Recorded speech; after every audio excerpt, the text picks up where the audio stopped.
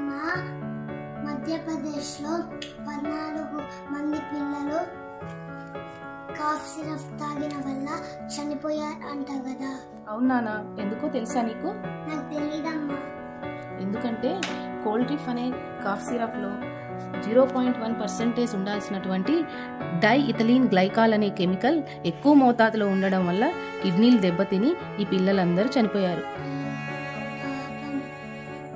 చిన్నపిల్లల్లో జలుబు దగ్గు సర్వసాధారణం కాబట్టి ప్రతి చిన్నదానికి మనం డాక్టర్ దగ్గర పరిగెత్తకుండా మన ఇంట్లో పెద్దవాళ్ళు ఉంటారు కదా, అమ్మమ్మలు నాయనమ్మలు, వాళ్ళు చెప్పే హోమ్ రెమెడీస్ని పాటించడం ద్వారా కూడా మనం దగ్గు జలుబు తగ్గించుకోవచ్చు.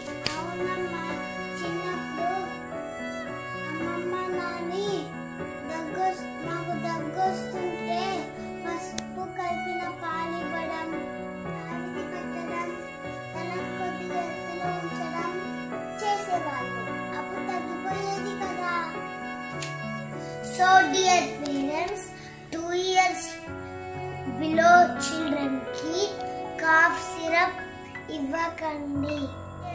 5 years below children ki doctor advice చేస్తేనే ఇవ్వండి. ఎక్కువ కాలం ఉంటే డాక్టర్ని సంప్రదించండి.